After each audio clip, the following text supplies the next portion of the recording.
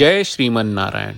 ए पर जे टिप्पणी हम करे जा रहल बा रामानुजदास श्रीमान गट्टू वेणुगोपाल स्वामी जी के द्वारा दिहल गयल बा। अध्याय 6 आत्म संयम योग श्लोक 22।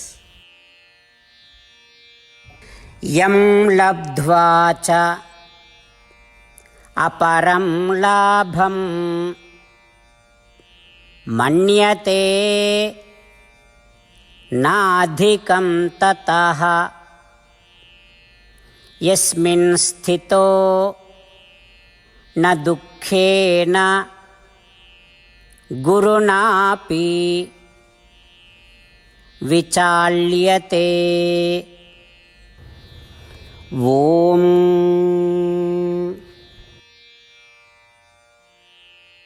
गीताचार्य श्री कृष्ण परमात्मा अर्जुन समेत हमनी आत्म संयम योग की शिक्षा दे रहल बानी।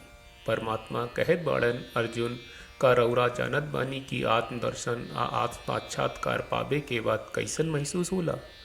ऐसन लगत बा कि आत्म दर्शन आ आत्म साक्षात्कार के प्राप्त के लाभ से बड़न कौनो लाभ नहीं थे।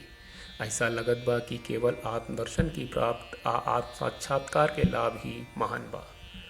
इतनो ना, आत्म साक्षात्कार के प्राप्त के बाद चाहे कितनो भयानक दुख आ जावे ऊ रौरा के हिला न सकी। ऐसन महान आत्मदर्शन आ आत्म साक्षात्कार की अवस्था बा। ऐसे ओ आत्म साक्षात्कार के प्राप्त करे खातिर जौन ऐसन सब लाभ से कहीं अधिक बा और जौना के कौनो भयानक दुख से हिल न सके, रौरा बिना निराश भइले लगातार अभ्यास करे के पड़ी। ई प्रकार श्री कृष्ण परमात्मा एक बार फिर से हमनी के आत्मदर्शन की महिमा बता रहे बाड़े, ताकि हमनी के एकरा के बेहतर ढंग से समझ सकीला और आत्मबोध के प्राप्त खातिर एकर अभ्यास करे के जरूरत के भी समझा रहे बाड़े। श्री कृष्ण परमात्मा के शिक्षा के ध्यान करत और आत्मबोध की महिमा के बारे में और अधिक समझे की कोशिश करत और आत्मदर्शन आ आत्म साक्षात्कार प्राप्त करे खातिर अभ्यास करे की कोशिश करत आई हम सब श्री कृष्ण परमात्मा के शब्दन के ई तरह से दोहराई। यं लब्ध्वा चापरं लाभं मन्यते नाधिकं ततः यस्मिन् स्थितो न दुःखेन गुरुणापि विचाल्यते। श्रीमद् भगवत गीता का पूरा सार श्री कृष्ण परमात्मा ने अध्याय 18वें के श्लोक 65 से 70 में 8 काम करे खातिर दिले बाड़े। श्री कृष्ण कहले, हम ओ लोगन से प्रेम करनी जो लोग इन 8 बातन के मान तारे। हम ओ भक्तन के हर तरह से रक्षा करब। श्री कृष्ण परमात्मा के द्वारा बोलल गईल संपूर्ण भगवत गीता सुनला के बाद अर्जुन कहले, करिष्ये वचनम त्वा, जेके मतलब बा कृष्ण मैं वही करब जौन आप कही। यही कारण बा श्री कृष्ण अर्जुन के हर तरह के सफलता आ विजय प्रदान करेले। आई परमात्मा के आपन व्रत देई कि हमनी के ये 8 गौ कर्म के पालन करी जा। ई वचन परमात्मा के देवे से बड़न कौनो पूजा तपस्या यज्ञ नहीं। हम 8 प्रण कहब जौन हमनी के करे के चाहिए। आप सब कृपया इन्हन के आपन दिमाग और दिल में सोची। श्री कृष्ण के आपन वचन देवे के ई तरीका में हमनी सबकी कल्पना करे के चाहिए कि श्री कृष्ण का चेहरा खुशी से चमकत बा और खुशी के एहसास करत बा। जय श्रीमन नारायण। यहाँ हमनी के 8 वादा बा। हमनी के पहला वादा, हे श्रीमन नारायण, आपका निर्देश के मुताबिक हम हमेशा तोहार ध्यान करब और तोहार बारे में सोचब। हमनी के दूसर वादा, हे श्रीमन नारायण, आपका सलाह का अनुसार हम हमेशा आपका भक्त रहब। हमनी के तीसर वादा, हे श्रीमन नारायण, हम आपन सब काम तोहरा सेवा के रूप में और तोहरा संतुष्टि खातिर करब। हमनी के चौथा वादा, हे श्रीमन नारायण, जैस की आप माने के कहले रहलू, हमरा बहुत विश्वास बा कि हम आपके होई और हम हमेशा आपन दोनों हाथ जोड़ के आपके नमस्कार करब और आपकी पूजा करब। हमनी के पांचवा वादा, हे श्रीमन नारायण, हमरा के तोरा बात माम एकम शरणम ब्रज 1866 याद कहले, जहाँ आप हमरा के आपन का अर्पित करे का कहा। श्रीमन नारायण, मैं हमेशा तोहरे शरण में रहब। हमनी के छठवां वादा, हे श्रीमन नारायण, हमरा के तोहरा बात माँ सुचहा 1866 याद कहले कि आप हमनी के शोक ना करे का आश्वासन दे रहे बड़े। हम अब और शोक ना करब। हमनी के 7वां वादा, हे श्रीमन नारायण, आपने हमरा खातिर श्रीमद् भगवत गीता के वितरण करके हम सबके कृपा कहले और आशीर्वाद दहले बा। हम वादा करत बानी कि रोजाना कम से कम एक श्लोक पढ़ब या सुनब। हमनी के 8वां वादा। हे श्रीमन नारायण, आप गीता के पूरा मानवता तक ले गयलू।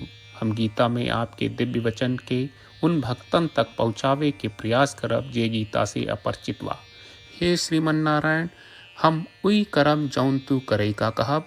हम ऐसन व्यवहार करब जैसन आप चाहत बानी और हम खाली आपका खातिर काम करब।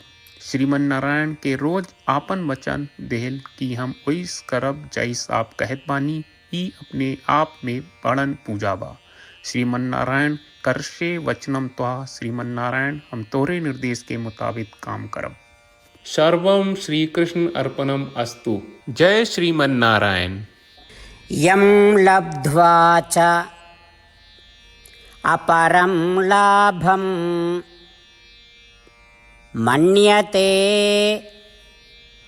नाधिकं ततः यस्मिन् स्थितो न दुःखेन गुरुणापि विचाल्यते। ॐ यं लब्ध्वा चापरं लाभं मन्यते नाधिकं ततः यस्मिन् स्थितो न दुःखेन गुरुणापि विचाल्यते। श्रीमन्नारायण, करिष्ये वचनं तव। सर्वं श्रीकृष्णार्पणमस्तु। जय श्रीमन्नारायण। जय श्रीमन नारायण।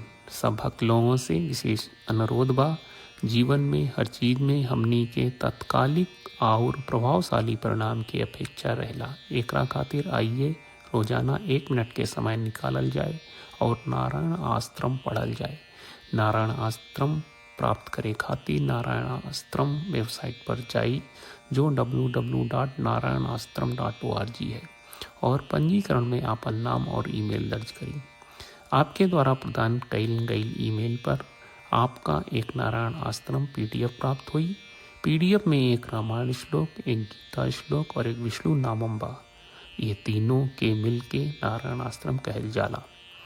हर व्यक्ति के ये श्लोक के अलग अलग संयोजन मिलेला।